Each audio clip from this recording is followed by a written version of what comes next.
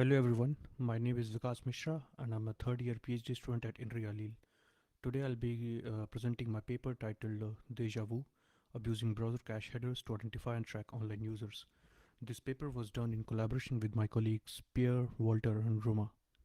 To give an overview of the presentation, I'll start by giving a short intro to browser cache, then present our attack along with its empirical evaluation and talk about the privacy implications of our attack. Finally, I'll propose a few defenses and then conclude the presentation. All the modern browsers employ browser caches to optimize page loads and reduce network load by saving a local copy of static and infrequently changed resources. Websites use expires and cache control headers to instruct the browsers on how to handle their caches. Expires HTTP header is a pre-HTTP 1.1 header and simply denotes the expiry date in future in the GMT format. Cache control header was introduced in HTTP 1.1 and it was meant to replace expires header as it gives the website owners much more fine-grained control using its various directives such as maxage. So here is a sample response header for an image. Whenever a client makes a request to the web server for an image, this is what the web server returns in forms of the header. We can see the headers include access control origin, expose header, content type says it's an image. It also has a date header which shows the time when the resource was requested. Furthermore, it has an expires header, so the resource here is set to expire at some future date. Now if we could just read this date header, we'll know when the resource was requested by the client. There is a method called getAllResponseHeaders, which returns us a list of all response headers for a resource. But here's the issue. Since we want to learn when a user visited a website, these resources are all cross-origin, hence we need to make cross-origin requests. Now, browsers have a security mechanism called the same origin policy, which protects against cross-origin vulnerability. However, there are legitimate reasons to make cross-origin requests, such as for third-party analytics, fonts, etc. Hence, CORS exists as a relaxation of same origin policy. CORS allows a resource from one origin to interact in the context of a different origin. Furthermore, browsers rely on access control origin header to decide if the response can be shared with the requesting code. When the value of this header is set to a wildcard star, it tells the browsers to allow requesting code from any origin to access this resource. So now we just need to find resources which have access control allow origin set to star, and we should have access to the date value, correct? Well, not really, since the date header is not CORS safe listed, which means that the browser will filter it out when processing a CORS response. So we need to find some other way to extract the value of the date header as we do not have access to it. Notice that cache control and expires headers are safe listed, which forms the basis of our attack. Let's just have a look at the response headers of the same resource as before, but this time we request it multiple times after clearing the cache. So once we request this resource after 5 minutes, then we clear the cache, then we request the same resource again after 10 minutes. Do you see the pattern?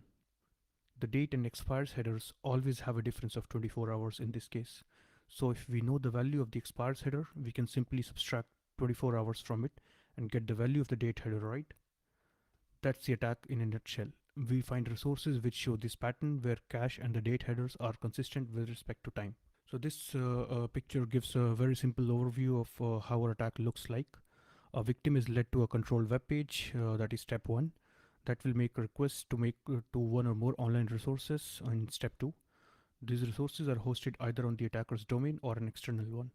The attacker server then collects specific HTTP headers, namely cache control and expires, from the victim to calculate the times when each resource was cached in the browser. And then these time could be used to instrument attacks, which we will talk about later in the presentation. So let's talk about why this attack works. So browsers employ many security mechanisms such as SOP, CSP, or CORS to control with precision what can be loaded and executed in the browser. Despite these mechanisms in place, it is still possible to learn the exact time when a resource was cached. These are the three insights which makes our attack possible. The first one is browser caches are single keyed. Expires and cache control response headers are safe listed. Date header is not. Response headers are also cached along with the resource. When CORS processes response headers, it filters many sensitive headers and does not allow a CORS script access to these headers like date.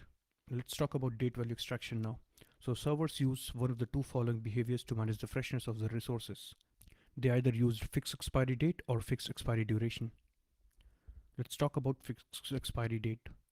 So if we look at this example here, these two requests were made 1 minute apart by two users.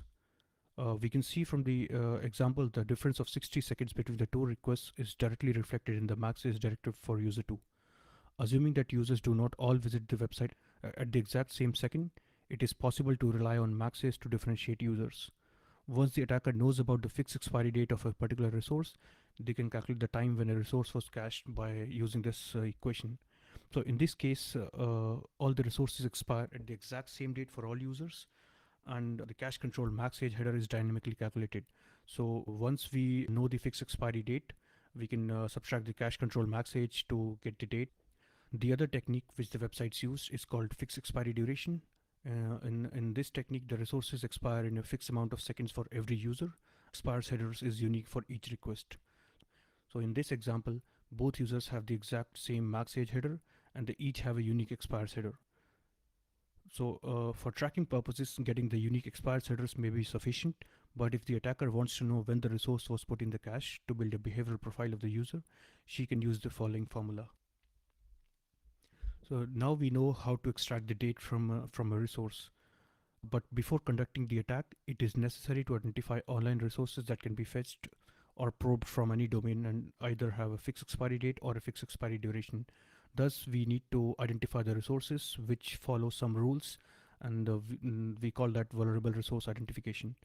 So to identify them, we perform two crawls of the same websites at different times T1 and T2 and collect the response headers of all images, CSS and JavaScript files requested on the page. This slide shows the simple algorithm we use to detect servers with the vulnerable configurations.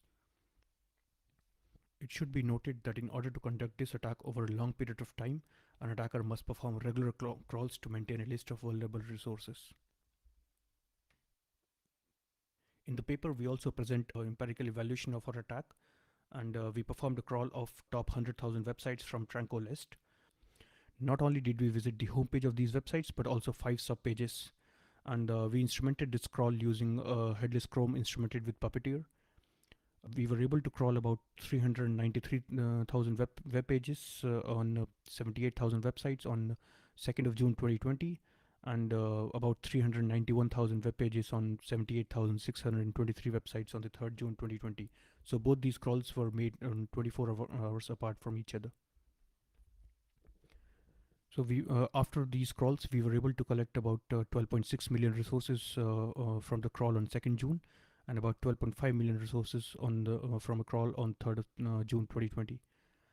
So from both these crawls, we look at the common resources because we can see that the numbers on 2nd June and 3rd June do not match. This could be because of several reasons, such as the page does not exist anymore or the resource does not exist anymore. So we only look at the resources which were common between both the crawls. So on both the days from a crawl, about 76,000 websites were common. From those websites, about 382 web pages were common, and about 10.6 million resources were found to be common in both the crawls. From these 10.6 million resources, only about 3.1 million resources were distinct because many of those resources were present in multiple websites. So in our dataset, we found that many resources were present in multiple pages and websites. So we analyzed the resources to figure out how many of them were shared with other websites. For instance, the table shows that about 21 resources were seen in more than 1000 websites. All of these 21 resources can be categorized as analytics. These resources include fbevents.js, Google Analytics script, add this widget, ads by Google, and etc. Interestingly, Google Analytics was the most commonly used resource and it was present in about 18,000 websites in our dataset. Once we have a dataset of resources, we perform some analysis on these resources to figure out how many of them were vulnerable to our attack. So this table presents a number of resources which followed a specific rule. For example, about 600,000 resources had access control allow origin set to star. So as I presented earlier in the slides, we use the same algorithm. We found that about 91,000 resources were vulnerable to our attack. Interesting thing to note from here is that our dataset has about 1.5 million resources that have the expires header. This shows the extent of the usage of the expires header, even though it has been deprecated and replaced by the cache control max age directive. To better compare which resources are more vulnerable to our attack, we defined a metric called vulnerability window. It denotes the amount of time until which our probing script can detect the presence of a cached resource. This is the same as the duration for which a resource is cached in the browser. In this figure, we plot a CDF of the vulnerability windows of vulnerable JS, CSS, and image resources in our dataset. The x-axis has a log scale, and the first dotted vertical line depicts 7 days, while the second one depicts 30 days. From the figure, we can see that about 30% of vulnerable images, 35% of vulnerable JavaScripts, and 30% of vulnerable CSS resources have a VW greater than 100 days, which means that if a user visits a website that leads to one of these resources being cached, they might remain cached for at least the next 100 days. We believe the vulnerability windows depend on the use case of the resources. For instance, looking at image resources, nearly 65% of them have a vulnerability window less than 30 days, and 30% of them have a vulnerability window greater than 100 days, which means that there are only about 5% of vulnerable images which have a vulnerability window between 30 days and 100 days. The reason being there are some images which are specific to a page or are part of a dynamic page. For example, an image of a politician on news website's front page on a given day, whereas there are some images which are shared by other pages of the website and are expected to remain unchanged for longer duration. For example, the logo of the website. For images that are present on all pages, it makes sense for the servers to fix a long expiry date, whereas the website does not want to take up space in the browser cache for too long for resources which are specific to a page or are part of a dynamic page. Thus, we believe that images that have a vulnerability window of greater than 30 days are those which are mostly site-wide resources such as logo.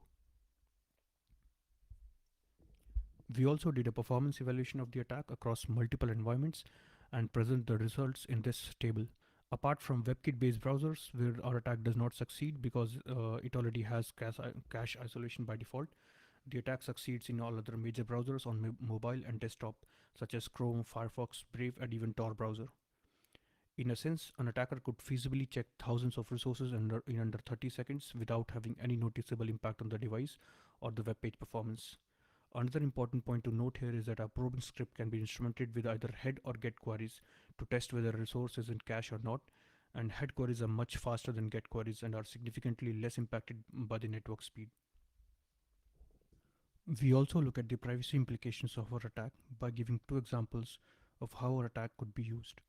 The first one being history sniffing, which simply means illegal access of browser history through probing. Some of the popular techniques include CSS selectors and cache-based attacks. However, there are two key differences between our attack and the previously known attacks.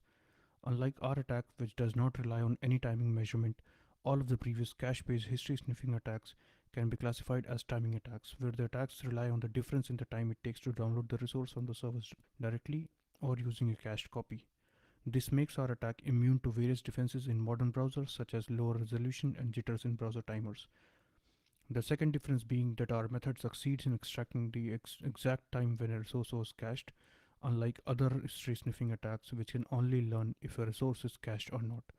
This presents some serious privacy implications as this information can be leveraged to build a timeline of the user's visit.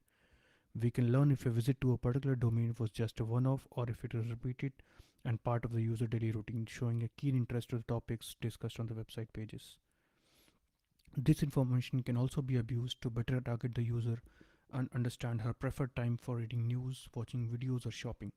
All in all, knowing if a page was visited is already concerning, but knowing exactly when adds an additional layer of intrusiveness that has not been seen before in more traditional sniffing. We also look at the vulnerable websites in our dataset, and since not all vulnerable resources can be associated with individual websites, as there could be some resources which are shared by multiple websites. So from our dataset, about 87,000 resources were present in only one website. That means that each of these resources could be associated with a single website. About 8,456 websites can be probed with just one resource. And we also look at the ranking of these vulnerable websites, and our results show that the vulnerable websites are somewhat evenly distributed in the Tranco ranking. Popular websites are also vulnerable, and the popularity of a website does not appear to have a huge impact on its vulnerability to our attack. Not only did we look at the vulnerable websites, but also vulnerable subpages. In our dataset, about 9,000 subpages belonging to 5,574 websites have at least one vulnerable resource unique to them. Blogs, news provides, article-based sites are the major chunks in these subpages, since these are the websites which tend to have much more unique content in these pages, such as image linked to a particular article, video attached to a blog. This leads to behavioral detection because we can detect particular articles read by the user, which could lead to their political leanings, their sexual orientation, their financial leanings, and etc. We also did a case study on news websites. So this case study demonstrates feasibility of attack on news websites. So we manually visited five popular news websites, namely MSN, CNN, CNBC, NBC News, and MSNBC. All of these websites are very highly ranked on Tranco list, and we visited all these websites on manually on 31st of August 2020. Each website has pages with unique images, so all these websites had news articles, and whenever you visit those news articles, all of these news articles had at least one unique image, and these unique images, when they were cached in the browser, their vulnerability window ranged from 1 hour for CNN.com to about 90 days for NBCnews.com. So this case study highlights the seriousness of the attack because this attack can be used to extract what articles somebody read on these five popular websites. Another use case of our attack is user tracking. So user tracking basically means you create a unique identifier for a user, and you can use that identifier to track user visits on multiple websites. So identifier is created by combining the times when specific resources were cached in the user's browser. So 91,755 vulnerable resources which we found in our dataset, they can be used in different combinations to build a unique combination for each user. However, this is difficult to scale for high traffic websites because multiple users visit the website on at the exact same time. Hence, complex algorithms are required to pick different combinations of vulnerable resources. We also talk about some possible defenses in the paper.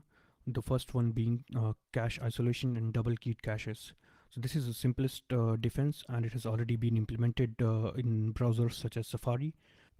Double keyed cache basically means including the URL of the resource and domain on which the request was made. So instead of just keying it with the domain on which the request was made, we also include the URL of the resource. Safari is already using this ETLD plus one of the top level document as a second key since 2013, and hence this is the reason our attack does not succeed on Safari. Triple keyed approach is also possible, where subframe attacks could be prevented by using the frame on which the request was made. However, partitioning limits the reusability of third-party resources, and it has some performance degradation, as shown by experiments by the Google Chrome team. Overall network load increased by about 3%, cache misses increased by about 2%.